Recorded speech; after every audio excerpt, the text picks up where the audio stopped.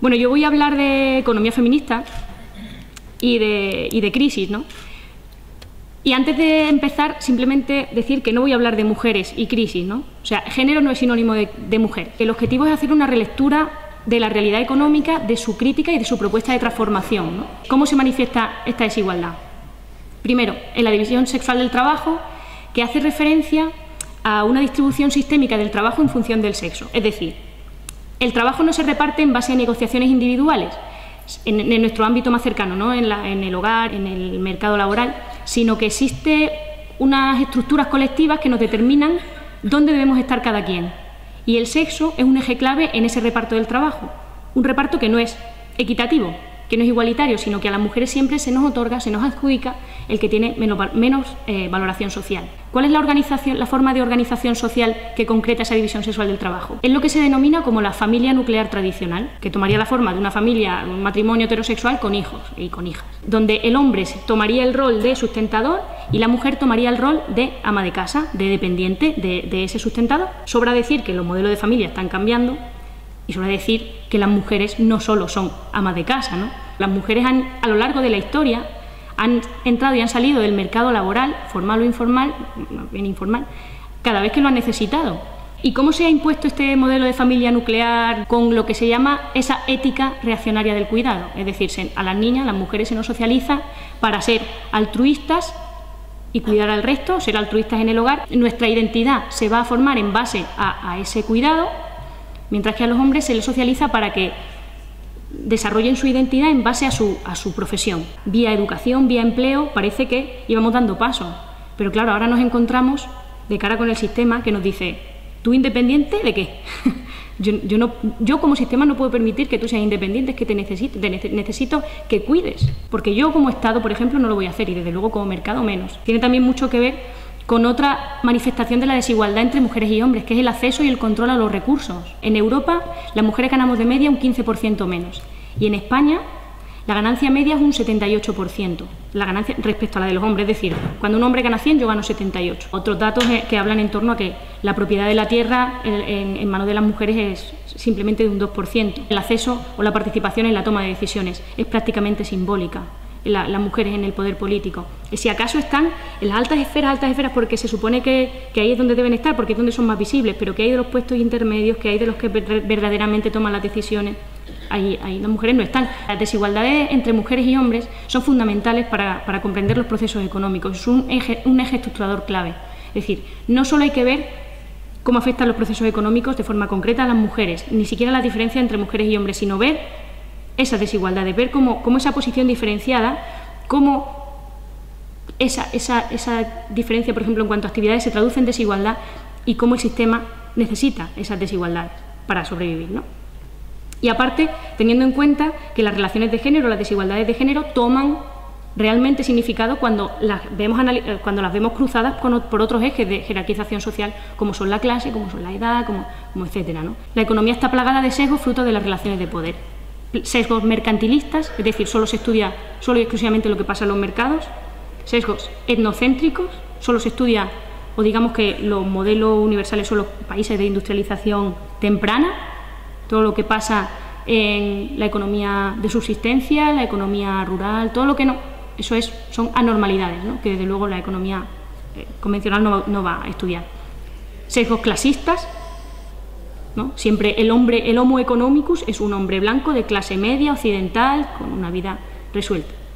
Y sesgos androcéntricos, que es lo que se centra la economía feminista. Pero fundamentalmente lo que se produce es esto, ¿no? Es una doble exclusión de las mujeres como sujetos que estudian.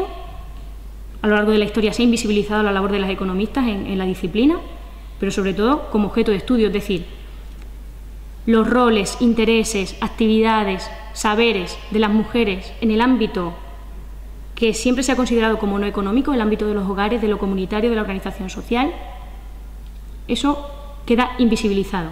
Ahí hay una cantidad de tiempo de trabajo doméstico y de cuidados, donde lo llevan a cabo fundamentalmente las mujeres debido a esta división sexual del trabajo de la que hablábamos, que produce bienes y servicios, pero no solo bienes y servicios que permiten satisfacer nuestras necesidades materiales, de protección del frío, de alimentación, sino también que tenemos una serie de necesidades inmateriales, de afecto, de cuidados, de establecimiento de vínculos sociales, de educación, etcétera. Y todo eso es tiempo de trabajo doméstico y de cuidados que permiten reproducir al conjunto de la población. Vamos a renovar entonces el discurso económico. ¿Qué podemos hacer? Este término bisagra es en la idea de la sostenibilidad de la vida, que no hace referencia a otra cosa sino a la satisfacción social de las necesidades humanas. Necesidades materiales que se satisfacen probablemente a través de los mercados y que determinan lo que tenemos, pero también una serie de necesidades inmateriales, como decíamos, de afecto, de cuidados, que determinan lo que somos. Y la economía debe ser, dice la economía feminista, la economía debería ser la satisfacción social de este conjunto multidimensional de necesidades. ¿Y cómo las satisfacemos? De una forma colectiva, de una forma teniendo en cuenta todos los agentes económicos que permiten esa satisfacción. Cuando miras al sistema económico desde esta óptica, lo primero que sale a relucir es el conflicto capital-vida, que es un conflicto que va mucho más allá del conflicto capital-trabajo. Estamos entendiendo que por trabajo todas aquellas actividades que permiten satisfacer nuestras necesidades cotidianas, entonces ya no estamos hablando solo del trabajo remunerado, estamos hablando de, pues de nuestra vida. Estamos hablando de que hay un conflicto entre la lógica de acumulación de capital y la lógica del cuidado de la vida. El Estado se está ahorrando muchísimo dinero con que las mujeres, porque somos las mujeres, las que estemos ahí, se está ahorrando mucho dinero. Pero pensar también el dinero que se están ahorrando las empresas. ¿Qué salarios mínimos se tendrían que establecer para pagar a una persona que compre, que piense que hay que comprar, que cocine, que piense que hay que cocinar? Es decir, que no es solo hacer la tarea, es pensarla, es también la tarea de gestión, que es el estar en alerta constante. O sea, que el sistema necesita que ese trabajo se haga y se haga gratis.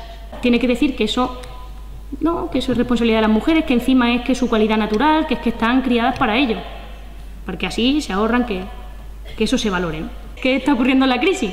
Cada vez somos más dependientes de satisfacer nuestras necesidades en el mercado, porque ya no tenemos prestaciones, o cada vez tenemos menos prestaciones y servicios públicos que nos permitan satisfacerlas, cada vez tenemos menos tiempo para poder realizarlo de forma no mercantilizada, pero de forma paralela cada vez es más difícil obtener ingresos de forma estable.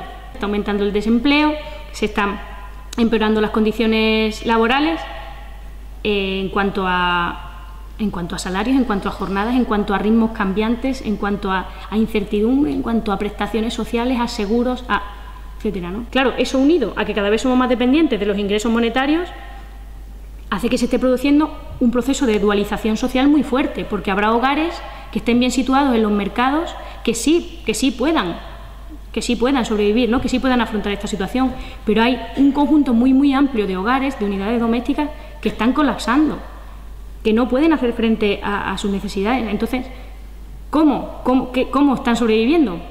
Pues desplegando lo que se llama en economía estas estrategias de supervivencia, ¿no? Que básicamente son estrategias feminizadas, porque se basan en una intensificación del tiempo de trabajo de las mujeres, del tiempo de trabajo tanto remunerado como no remunerado. Son ellas las que están buscando fuentes de ingresos en el autoempleo, yo que soy de un pueblo muy chico, que se ve muy claro cómo las mujeres empiezan a hacer dulces o empiezan al trabajo agrario de autosustento. Son las mujeres fundamentalmente en el ámbito remunerado, podríamos decir. Y en el ámbito no remunerado son las mujeres las que intensifican su tiempo de trabajo para intentar paliar la disminución de la capacidad adquisitiva del hogar.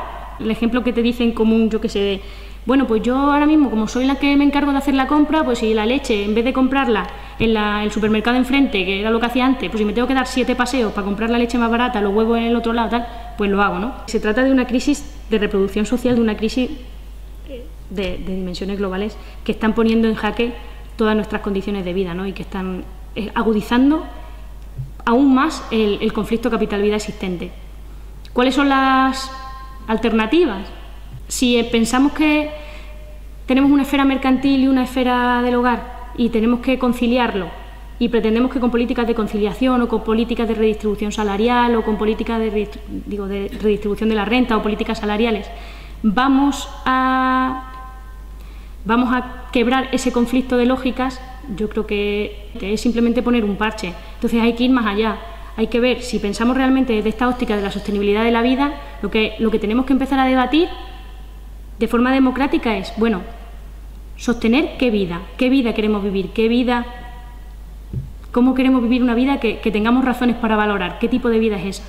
Y en segundo lugar, ¿cómo la queremos sostener? ¿La queremos sostener solo desde los mercados, solo desde los hogares? ¿O queremos que participen mercados, queremos que participen estados? ¿O queremos que todo se base en una lógica mercantil?